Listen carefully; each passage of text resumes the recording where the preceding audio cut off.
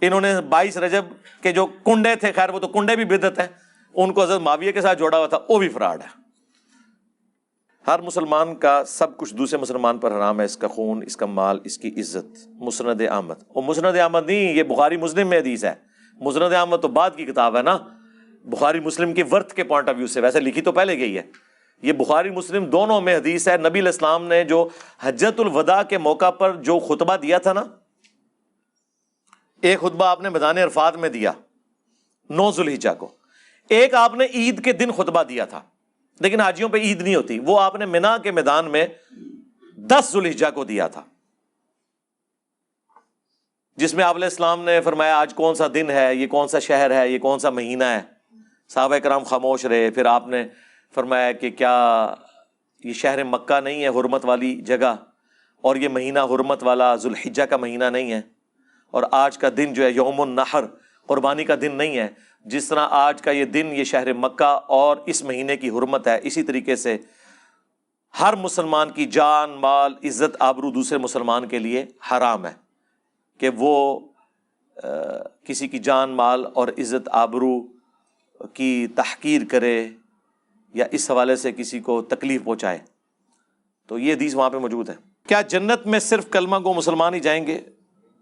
جی، صرف کلمہ گو ہی جائیں گے۔ کافر کیا اللہ تعالیٰ سے یہ کہہ کر بچ نہیں سکتا کہ میں اپنی مرضی سے کہا؟ اس پہ میری آپ ویڈیو دیکھ لیں، کیا نان مسلم بھی جنت میں جائیں گے؟ ہاں، وہ کافر جن تک اسلام کی دعوت نہیں پہنچی ہوئی اور اجمالاً وہ ایک کریٹر کو ماننے والے ہیں، وہ اہل فطرت میں شمار ہوں گے، وہ جہنم میں نہیں جائیں گے۔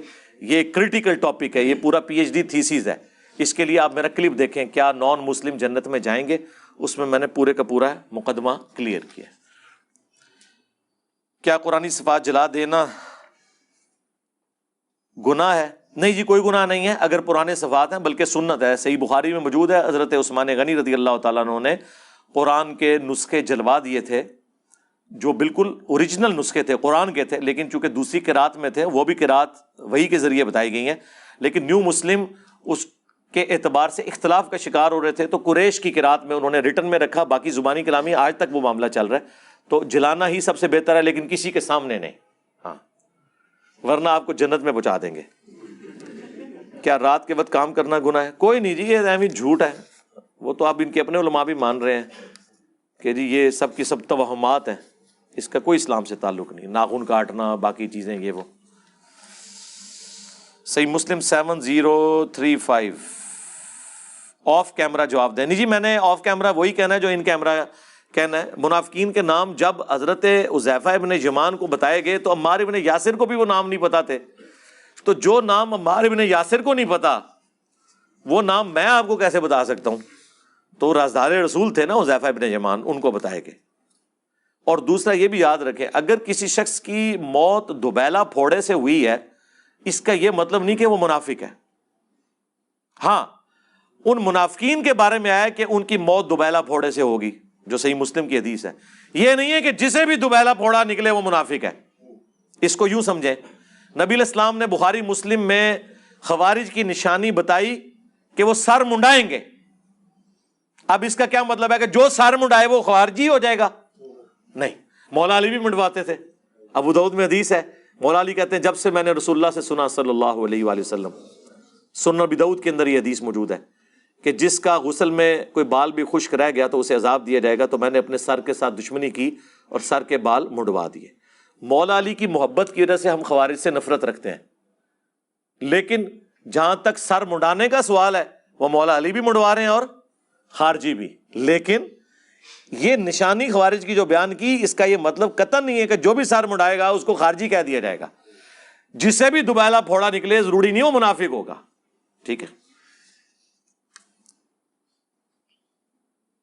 اگر کوئی انسان نشہ کرتا ہے، اس کی جائیداد کی تقسیم کیسے ہوگی؟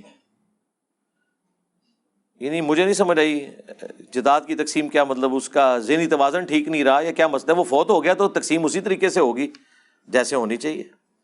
نشہ کرنے سے اس کی جائیداد کی تقسیم میں کیا فرق پڑے گا؟ جائیداد کی تقسیم کا فرق صرف پڑتا ہے کافر اور مسلمان کے اعتبار سے۔ بخاری مسلم میں حدیث ہے کہ کافر مسلمان کا وارث نہیں ہو سکتا، مسلمان کافر کا نہیں ہو سکتا۔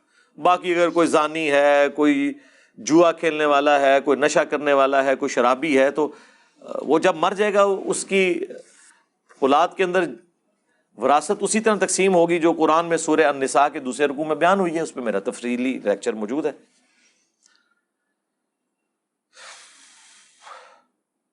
یہ جو چوہے کو دوائی دی جاتی ہے جس کی وجہ سے وہ تکلیف کی موت مرتا ہے، کیا یہ عمل درست ہے؟ ہاں، کوئی مسئلہ نہیں ہے. جو بھی جانور انسانوں کو تکلیف پہنچاتے ہیں آپ ان کو مار سکتے ہیں. بخاری مسلم میں حدیث ہے، نبی علیہ السلام نے مدینہ شریف میں کچھ کتے مروا دیے تھے. یہ والے نہیں جو کہتے ہیں مدینے کے کتے ہیں، یہ ان کی بات نہیں کر رہا، اوریجنل والے جو کتے تھے. ہاں، اوریجنل سگے مدینہ آپ نے قتل کروا دیے تھے. تو اسی طریقے سے سانپ. لیکن یہ نہیں ہے کہ آپ گھر سے نکلیں اور پورے شہر میں جتنے سانپ ہیں انہیں مارنا شروع کر دیں، یا جتنے کتے نظر آئے آپ ان کو مارنا شروع کر دیں. یہ کام نہیں. جو آپ کے لیے تکلیف دہ ہیں، چوہے بھی جو گھروں کے اندر تکلیف دہ ہیں، ظاہر ہے ان سے جان چھڑانے کے لیے آپ نے یہ کام کرنا ہے. اس کی وجہ سے ڈیتھس ہو جاتی ہیں. نبی الاسلام کے مبارک زمانے میں تو زیادہ ڈیتھس ہوتی تھیں اس حوالے سے. ایک تو طاعون کا مرض تھا، اس وقت بیکٹیریل ایک ڈیزیز تھی. آج بھی چند ایک افریقن ملکوں میں وہ رہ گئی، ادروائز پوری دنیا سے وہ ختم ہو چکی ہے. تو بخاری مسلم میں حدیث ہے، نبی الاسلام کے مبارک زمانے میں مدینہ شریف میں ایک گھر تھا، تو چوہا جو ہے وہ چراغ جل رہا تھا، اس کی بتی کو وہ لے کے بھاگا، اور جہاں جہاں سے وہ بتی گزری وہ آگ لگتی گئی، گھر والے جل گئے. تو نبی الاسلام نے فرمایا کہ آگ انسان کی دشمن ہے. اور پھر آپ نے یہ بھی فرمایا کہ چوہا بتی لے کے بھاگتا ہے اور جہاں جہاں جاتا ہے وہ آگ لگتی جاتی ہے. کیونکہ اس زمانے میں جو بتی تیل میں جلائی جاتی تھی وہ تیل کھانے والا تیل ہوتا تھا. مٹی کا تیل تو 200-250 سال پہلے نکلا ہے. پنسلوینیا میں پہلا کنواں تیل کا امریکہ کے اندر. اس سے پہلے تیل، انسانیت کو تیل کا تعارف نہیں تھا کہ زمین کے نیچے بھی تیل موجود ہے. اس زمانے میں زیتون کا تیل تو امیر لوگ ہی جلا سکتے تھے، وہ تو بہت مہنگا تھا. سرسوں کا تیل، دوسرا سبزیوں سے نکلنے والا تیل، پھولوں سے جو نچوڑا جاتا ہے، کنولا، یا اس طرح کے جو تیل تھے یہ کھانے کے لیے بھی استعمال ہوتے تھے اور آگ جلانے کے لیے بھی. تو ظاہر ہے جب چوہا آتا تھا اس کی خوشبو کی وجہ سے وہ تو تیل پیتا ہے نا، وہ والا مٹی کا تیل تو چوہا پی لے تو مر جائے. ہاں، یہ تو ایسی زبردست چیز ہے مٹی کا تیل.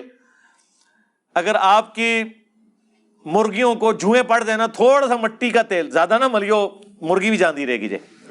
تھوڑا سا مٹی کا تیل آپ اس پہ بالوں پہ مل دیں تو دیکھیں کیسے جوئیں کیسے غائب ہوتی ہیں وہاں سے.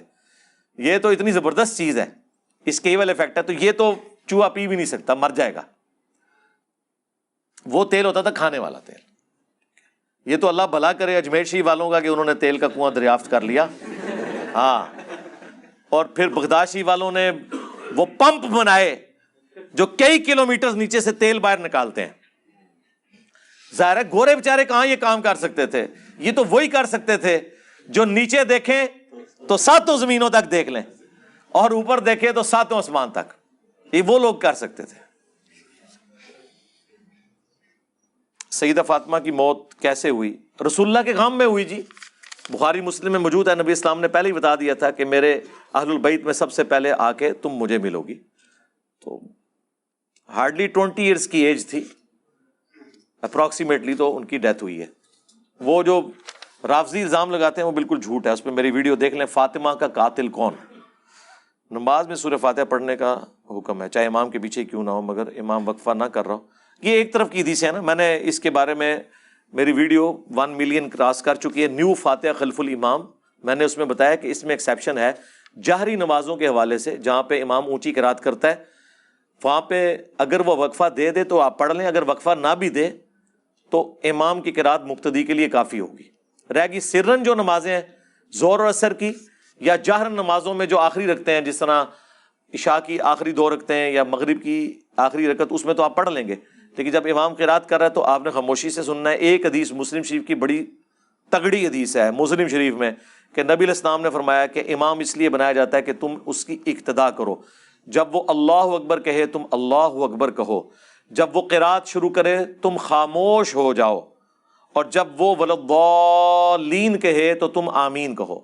تو اس حدیث مسلم شریف کی اس حدیث سے پتہ چلا کہ وہاں نبی علیہ السلام قرات سے مراد سورہ فاتحہ کی قرات لے رہے تھے، تبھی تو ولضالین آیا نا. تو آپ نے کیا فرمایا؟ تم خاموش ہو جاؤ. تو آپ نے امام کو خاموشی سے سننا ہے. البتہ جو وقفے ہیں جیسے ابو داؤد میں حدیث ہے نبی علیہ السلام 2 سکتے کیا کرتے تھے، ایک فاتحہ سے پہلے ثنا کے لیے اور دوسرا رکوع میں جانے سے پہلے اگر کسی نے فاتحہ پڑھنی ہے۔ وہ افضلیت غیر افضلیت ہے، وہ وقفے کرنا واجب نہیں ہے لیکن سنت تو ہے۔ ہم اہل حدیثوں سے یہی تو کہتے ہیں کہ دوسری طرف تم لوگ فجر کیے 2 سنتیں پڑھنے کے بعد 10-15 سیکنڈ کے لیے لیٹتے ہو کہ جی ہم سنت پہ عمل کر رہے ہیں، کرتے ہیں نا، نہ نیند آئی ہوتی ہے نہ تھکاوٹ ہوتی ہے، صرف سنت پہ عمل کرنے کے لیے۔ دیوبند اور اہل حدیث اور بریلوی مسواک لیے پھرتے ہیں سنت پہ عمل کرنے کے لیے، ٹوپیاں سجائی ہوتی ہیں سنت پہ عمل کرنے کے لیے۔ تو اس سنت کے اوپر کسی نے عمل نہیں کرنا کہ آپ قرات کے لیے وقفہ دیں، تو الحمدللہ ہم وقفہ دیتے ہیں۔ جہاں پہ کوئی وقفہ نہیں دیتا تو بس امام کی قرات مقتدی کے لیے کافی ہے، باقی سرن میں آپ پڑھ لیں۔ علی بھائی عشاء کی نماز میں اگر چوتھی رکعت امام کے ساتھ نہیں پڑھی تو امام کے سلام پھیرنے کے بعد 1 رکعت پڑھ کر تشہد بیٹھنا ہے۔ جو آپ کی دوسری یا چوتھی رکعت ہوگی اس میں آپ نے تشہد بیٹھنا ہی بیٹھنا ہے، یہ جنرل رول ہے۔ آپ چوتھی رکعت میں آ کے بیٹھے تشہد میں تو وہ رکعت تو آپ کی شمار ہی نہیں نہ ہوئی۔ سلام پھیرنے کے بعد آپ پہلی رکعت پڑھ رہے ہیں تو پہلی میں بیٹھا جاتا ہے؟ نہیں۔ البتہ اگر چوتھی آپ نے امام کے ساتھ پڑھی، قیام، رکوع اور سجدہ، جب امام نے سلام پھیرا اب آپ کی 3 رکعتیں باقی تھی، پہلی آپ امام کے ساتھ پڑھ چکے، باقی کی 3 آپ نے پڑھنی ہے، تو جب آپ کھڑے ہوں گے تو وہ آپ کی دوسری رکعت ہوگی، اور چونکہ وہ آپ کی دوسری ہوگی وہ بغیر رفع الیدین کے شروع ہوگی، صرف اللہ اکبر کہہ کے ہاتھ باندھیں گے یا ہاتھ چھوڑیں گے، اور جیسے ہی آپ تشہد میں پہنچیں گے آپ تشہد بیٹھیں گے کیونکہ آپ کی دوسری رکعت ہے، اور پھر تشہد سے جب کھڑے ہوں گے پھر رفع الیدین کریں گے، وہ آپ کی تیسری ہوگی۔ یہ سمپل رول ہے۔